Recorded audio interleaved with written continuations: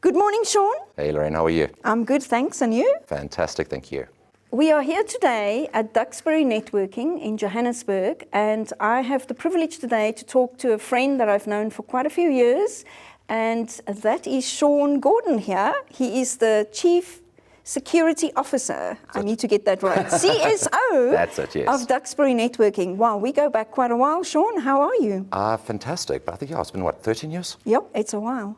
A lot younger, a lot less wrinkles back then. No, we still both look very good. Indeed, we do. You look amazing as always. Thank you. Shaun, I asked you if we could interview you because I saw on LinkedIn that you had a couple of milestones recently. Congratulations. Thank you. Tell me a little bit about Duxbury Networking and what the company does. All right, so Duxbury Networking is a specialized networking distributor. Been in business for the last 40 years. What a lot of people don't realize is that we go all the way back to the sanctions, where we couldn't get and import modems or anything like that due to those sanctions. And we actually used to build the modems from scratch. And that's when you realize, see the old Duxbury 56K modems. And then it just went from there. Obviously now we specialize with a lot of vendors, and we don't deal directly with the public because that would be competing with our partners. Okay. So we support our partners, and our partners support our clients. So, Shaun, tell us a little bit about your daily job here at Duxbury Networking and what do you do? Sure. I know there's a lot of problem solving. That's a long conversation to have. Long and short of it, at my core, I'll always be a techie. That's where I started. Worked my way up into cybersecurity, security architecture, and now obviously I'm the Chief Security Officer of Duxbury. But day to day starts 5:30 in the morning. Wow, that's the time I get in. Reason for that is I need quiet baselines on my network. From that particular point, I'm doing analysis of my logs, I'm checking my firewalls, I'm checking my security. And then as the day progresses, I basically take whatever operational requirements come up within the information security realm. So if it's just monitoring my change control and my processes, or if my clients contact me and they've done a SOC 2 audit, please can you explain in layman's terms what this all means, to sitting in pre-sales, building solutions for our clients, if you name it, and it's got security written on it, I'm more than likely going to be involved. Okay. How do you handle skills development here at Duxbury Networking? So that's very, very, very important to us. As you know from our past, I was the technical trainer here for 8 years. All of our training we do handle in-house. A lot of it would be vendor proprietary. So for instance, some of our vendors will be like Sophos, will be Nokia, Extreme, Aruba, HP. So we tend to direct more towards what our vendors need us to do because we need to support our products. Yes. So you must understand that one of our value adds is not so much along the lines of, just box droppers like some other distributors out there. All of our partners trust that we have the cream of the crop as far as technical ability within that particular product. However, we're also very big as far as cross-skilling is concerned. So just because one of my architects is Sophos architecture doesn't mean he wouldn't know his way around an Aruba network either. So we place a lot of emphasis on cross-skilling and upskilling our engineers. For instance, my lead security architecture, Ricardo, he started as our driver. Wow. And he showed a lot of interest in Techie, a little bit of aptitude. He started doing in-house support. From there, he started showing an interest in cybersecurity. And I said to my CIO, Shamil, I think I can use him. And then Fabulous. Really one of those mentorships, but I think it's been the last 4 years he's been working with me to the point now from a technical perspective, I'm very hands-off, and he's my Sophos lead. Fabulous. So he's got his own juniors now underneath him. What a success story. Indeed. He's a great, great guy to work with. Fabulous. And isn't it strange? Everybody talks about that, even in my own life, and I hear it a lot from other people that I interview. You start off in one area and then you end up in a completely different area. Most definitely. And that specifically happens in IT, where people start off in one area. And of course, most people start with CompTIA, the foundational skills, A+, Network Plus. You used to be one of CompTIA's partners. And we're going to argue on that statement of foundational these days. When I first did my CompTIA, I remember my dad used to own a little IT company. It was called ICS. I still have my A+ on VHS. Wow. The old videotapes. And he was training his techies with those VHS tapes. No way. And for me, it was like, I used to like games or the old 46 DX4 computer. Yes. And he got tired of me like breaking things. So he's like, here's some videos, you got to watch them. And that's actually where I started with CompTIA originally. Back then, I would say yes, foundational. I'd have been taking a look into like the Security Plus and your CASP and your CISA, and your exams have gotten a lot more difficult. If I look at the exams now from when I first wrote, I wonder if I would actually find them a challenge, to be totally honest with you, because they're a lot more in depth and a lot better creating an aptitude for the work that's going to be expected versus what is VGA, as it used to be. That's a very nice viewpoint. I haven't thought about it that way. We call it foundational because we actually walked away from, we used to use the term entry level. And I hated that because it, like you say, it's not easy anymore. It's much more difficult today. And we tried to move away from that and call it foundational, but that would be mostly A+. Network Plus, I wouldn't even put there anymore. It's very difficult. People underestimate it completely.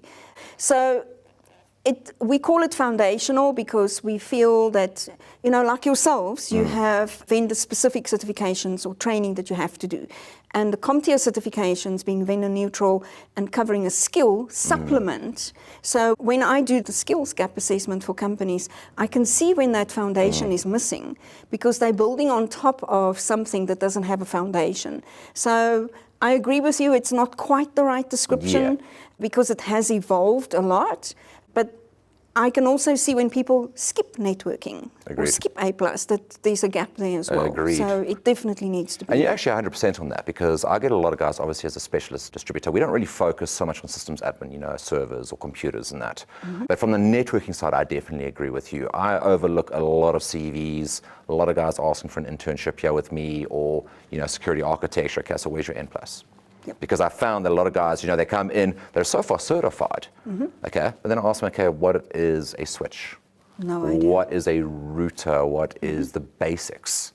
And they don't understand that. Now, the problem with what we do, specifically what I do and what my security team does, is we need to know exactly what our network architects are doing and why, and then build our security on top of that. If you don't understand that, you don't know the foundation. Exactly. And therefore, troubleshooting becomes significantly more difficult. And obviously, from a network hardening point of view, you know, security principles, I can't defend a network. I don't understand what's going on. Exactly. So I totally agree with you. If my juniors don't have at least, you know, N+ or a solid foundation when I sit and test them during the interview process, and preferably Security Plus, I'm going to be honest with you, most of the time I'm going to turn them away. Get that first, and then come talk to me. I totally agree. So the other thing that A+ and Network Plus has in it, and A+ more specifically, which is why when I do the assessment, I normally say to companies, do A+ and Network Plus and Security Plus. The first thing that it does, it gives us a pattern as to where the gap is. If the gap is, you know, A+ is not just hardware and software anymore. It has everything in it. So it has a little bit of everything. So when there's a skills gap, you see it go through to the Network Plus and to the Security Plus, and that's missing. Agreed. And I normally then sit with management and I say, you have to look at this and decide, is this an important skill that they need in their job role or not? And most of the time it is, and it's missing. But the other thing that it has is a little bit of soft skills. Because another thing, when I do the assessment and I give the results, companies often say, oh, now I know why we spend so much money on X, because they do fault finding and fault diagnosis incorrectly. So there's a little bit of soft skill in there as well. And I just feel that if people have the foundational skills and understand how things work and why they do what they do, which is what you learn in A+ and Network Plus, you will be able to do that much better. Oh, I completely agree with you. There's no argument with me on that. And that is a big problem within most of the industries. Most of your guys will come in, they know computers, okay, because they've set up an IP address once. What they don't understand is why they are doing it. And if you don't understand the why, you can't troubleshoot and diagnose the issue. And that's where it comes in. You've got to understand how it works and where it comes from. So a lot of companies have SLAs, and some of the companies that I've done the assessment for will have SLAs, and if the person does the incorrect fault diagnosis and orders a part that's not the right part, I mean, all those things add up, and this specific company that I'm talking about, they lost a lot of money. And the assessment actually showed them where the problem was, and it was solved through training and certification. Exactly. Which is fabulous. Shaun, coming back to you, tell me a little bit about, we know a little bit about your career, but I'm much more interested in how your career and the choices you've made and things that have happened to you can help young people. We deal a lot with young people coming into the industry. What advice do you have for them? What is it in your story that you can share with them to show them how do you get to be a CSO one day? That was never in the actual original plan, to be honest with you. Back then I worked in sales. Ironically, I was just fresh out of school, working in a call center, working with sales and that. And it just wasn't working. It wasn't me. I'm a little bit, it doesn't sound like it, but I am a little bit introverted. And the one day I was driving through Parkhurst and I saw a company there called Dial-A-Nerd. Oh. And that's where I started, ironically. Wow. So I got home and I was like, I know a thing or two about computers. So I phoned and I got through a gentleman named Aaron Thornton. And he's now really high up that particular company now. And he told me to come in for an interview. I can't remember the whole story I gave him. It was something along the lines of there was an empty jar on my top of my fridge, and that empty jar requires money, and I'll fix computers, but he fills up that jar for me. That was the deal. So he pulled me in for an interview. I think we actually sat talking about StarCraft, a popular game back then. Strategies the entire interview. He's like, okay, cool, you start Monday. No way. And that was a junior techie. So I was a home techie, going to the little old granny and helping her fix up a virus or, install her dial-up modem, so on and so forth. So that progressed then to intermediate, then to senior. And then from that particular point, I moved across to the Douglasdale branch, where I was a senior, still home techie there. Eventually managed the branch for a while, decided that really wasn't for me. It was too much paperwork, too much numbers. Told Aaron, no, I want to go back to home, hire somebody else for that. Yeah. And then from there, it was up to Dial-A-Nerd corporate, service support, network support, to where I was contacted by my previous HR, Lindsay Mons, and I got headhunted here. So went through the first part of the interview. Second part of the interview was just testing my general theoretical knowledge. But then I was, but can you teach it? Ooh, okay, no, the introvert's kicking in. And I'm getting a little bit intimidated, I'm not going to lie. All right. What I was doing, though, back then, I was teaching Latin American ballroom dancing. Oh. So I like dancing. That means I don't have to talk. I can just express and say nothing. So I said to Lindsay, I was like, Lindsay, I can teach you how to do a cha-cha. I'm not sure if that counts. So she was like, okay, if you can do that, then we'll do it. So actually done here in this presentation room. Wow. I was like, got some music playing. I was like, okay, this is what we're doing. She's like, okay, let's start.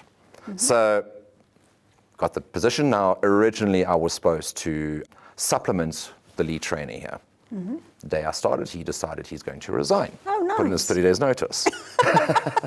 So there was a steep learning curve. I had to learn all the courseware because we didn't just have, back there we really focused more on the generic stuff, which I would say is your N+, but without the fat. It was literally straight in, this is what you need to know. Crash course, you got a couple of days to get this right sort of vibe. Wow. So I had to learn all of that, write all of those exams, and there were some vendor-specific exams I had to write, all within 30 days. So we'll study, write, study, write, study, write, study, write. And then he decided to leave, and now I'm running my first class. Now I had no idea of the timing of my classes. So my first class, I remember my CEO coming on at 7:30 in the evening, and I was still busy with it. Wow. Because I didn't know the courseware, the textbooks, I mean, I knew the content, but the delivery. Yeah. So that was another steep learning curve. And then 8 years later, fast forward, doing that day in, day out. When I wasn't doing that, I was upstairs helping technical support, running projects, stuff like that from a senior, because one thing, even with our seniors, they work within a particular vendor, mostly, as I've mentioned. So what they don't have is the day-to-day theoretical knowledge, which I was teaching on a day-to-day. So it was always fresh in the memory. Now reciting my textbooks as I've rewritten them the way I like them. During that time, that's when you and I first met, and my previous CTO decided we should start teaching international certifications. And that's where we started meeting and became a CompTIA partner. Then there was the next one. Okay, now I need to become a CompTIA technical trainer, the CTT+. So we did that with you, and then we all know, fast forward, everyone's talking about COVID. Yeah. All right. So everybody's starting like kind of panicking. I won't lie, after 8 years, I wasn't as young a man as I used to be. 8 hours on the legs, day in and day out, it gets tiring. Just starting to get burnt out. I've always had a big interest. Yeah, so always as a kid, it's so great fun, like when we're doing a little LAN party and that, like kind of cracking into guys' computers and messing around with their CD-ROM and all that. I always had this interest in the concept of hacking. I never really thought of defense as a career. And then from that particular point, I started studying Security Plus that I did with you guys. You guys also opened the door for CASP, that was just been released back then. Then we started taking on more cybersecurity vendors. Back then it was CyberRome, and then when Sophos bought them up, we started taking on Sophos as well. And I took a great interest in that. And eventually I had a conversation with my CEO, Graham Duxbury. Graham, we need to hire another trainer. I'm tired. And then Graham actually sat down and said, Shaun, on the other hand, though, there's now this talk with the COVID and all the rest of it. That actually helps us. We need more guys supporting Sophos because now everybody's suddenly pushing last minute, get their VPNs, get their people working from home and all the rest of it. So for the COVID session, we shut down our training room completely. And then after that, just carried on cybersecurity, wrote this architectural exam, so on and so forth. And then from that particular point, we all started coming back to work. Most of my technical department was shut through the whole thing.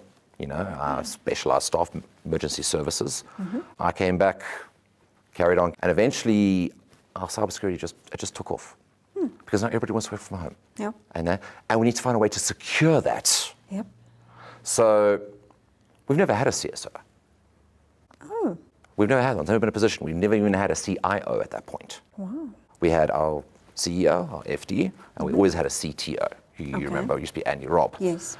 And Graham said one day, the cybersecurity is blowing up. We can't focus on that from a technical point. We need someone else to open that avenue. So I was like, Graham, well, there's a position called CSO. And he was like, okay, I'm interested. What would you be doing?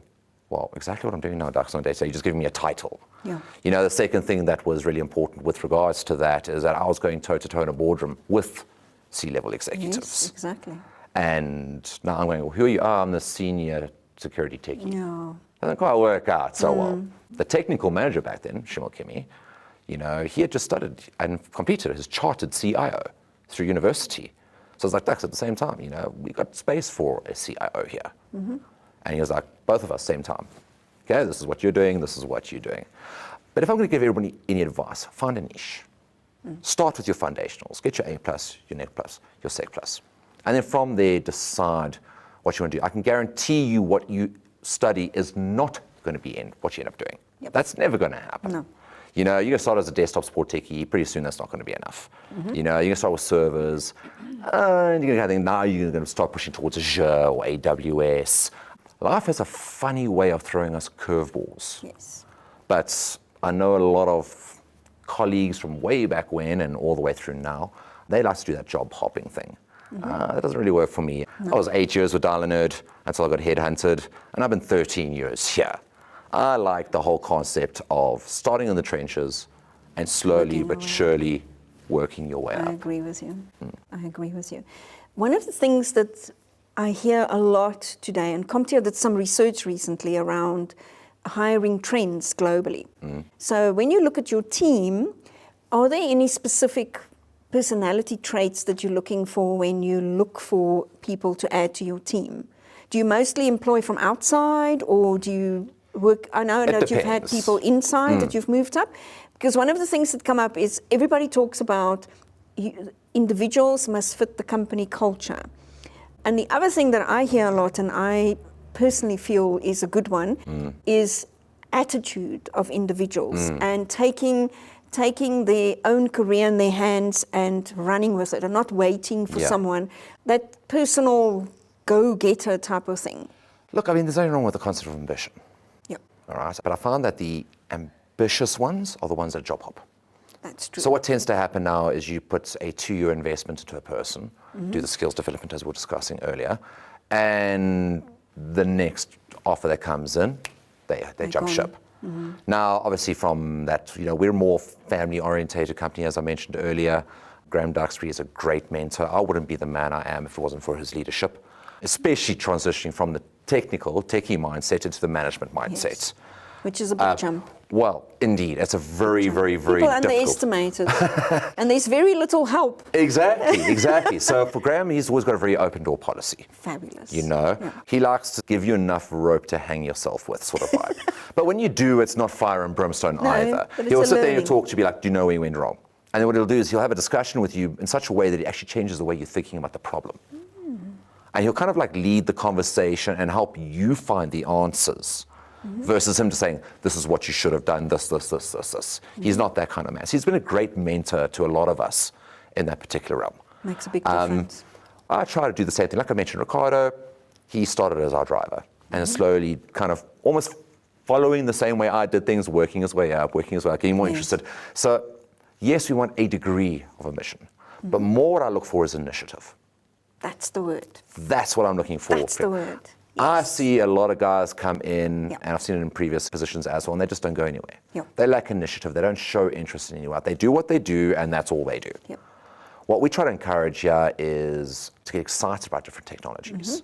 You know, we like to cross-skill our engineers. So if I've got a guy who's more cybersecurity focused, I want to try and generate that interest in network architecture because that only steers them well. And as I mentioned, you know, CSO wasn't a title back then. Wasn't one of our positions in the company. CIO wasn't either. But Shamil Kimi, my CIO, he's been here, I think it's 27 years now. Also started as a techie and just slowly worked his way up. So Graham and our stakeholders will always give you that opportunity. But it's up to you to take that initiative and grasp it. That's the thing. So that's a very good word. It's the one that I was looking for. I've seen this lady on YouTube. She runs a YouTube channel, a local lady. And Is it you? Is no, it you? It's not me. I'll send you the link. She's brilliant. She helps young people decide on careers. So she asks people to send in the payslips, and you know the young people are driven by money. Of course. How much money am I going to make in this career? That's where people start off with. I always say people don't sit in the classroom at school and say, I'm going to be a salesperson. No, nobody says that. But they like the com. But yes, but you end up there. Most people end up there. So this lady shows different careers, and she's interviewed some IT people, and it was so interesting to see they start with A+, Network Plus, and then they end up in a totally different direction and how they got there. And the astronomical salary some of them were earning, and they were young people. So that motivates the young people today. They want to see, how much am I going to earn? You see, I find the problem with that, if I can just comment on that. Look, money is obviously a big motivating factor, especially in this current economy. Shouldn't be the be-all and end-all. The problem is, as soon as your work becomes a chore, you lose interest. Personally, my advice has always been find your passion. That's it. And do that for a living. Yes. Some people, I've seen some techies that have started and just go to sales or whatever like that. It's not a passion, it becomes day in, day out. I've seen some salespeople who actually end up moving into more pre-sales environment because they're actually more technically inclined. Yes. And that would be my biggest advice for the young people. If you have an aptitude and you really, really love it, then there's never a job. Yes. Now you're getting paid to have fun. And that's one thing I have great fun. I always see the latest and greatest security products because we're disty. So before we take on a product or a new vendor, I get to play with it. Fantastic. And that's what I do. I just play all day. Look, sometimes I've got to get serious, but I don't like to adult fundamentally. So I enjoy what I do. That gaming part is coming out. Exactly. It's a game. It's fun. That's why I love security, because it's a game of chess. Blue team, red team. It is. You know, it's move, counter move. You know, that was my passion, and I followed that. And that's what got me to where I am today. I advise anybody follow that. If you're just chasing money, you know, at the end of the day, you look at all these multi-billionaires, and I promise you they weren't too sad during their lifetimes. But at the end of the day, they're going to tell you all the same thing. At the end of the day, it doesn't really count for much. No. Easy come, easy go, and you look at the likes with guys at millions and all the rest of it, and you know, look at the Great Depression, look at all economic collapses and that. Sometimes money just doesn't count. No, it doesn't. But it does certainly make it easier to cry on a Ferrari than on a bicycle. I'm not going to argue that. Very true. It has been absolutely wonderful to see you again, and it's really been nice to chat to you. Thank you so much for making the time in your very busy schedule to talk to us. I always appreciate C-suite executives making time. I know you guys are very busy. Indeed. Thank you so much, Shaun. It's not the last of me that you've seen. I hope not, because apparently you're going to do an assessment on my team now. I absolutely am. Lovely to talk to you. Thank you so much for sharing your story with us and telling us a little bit more about Duxbury Networking. Really pleased to be here this morning. Thank you so much for your time. My pleasure, anytime.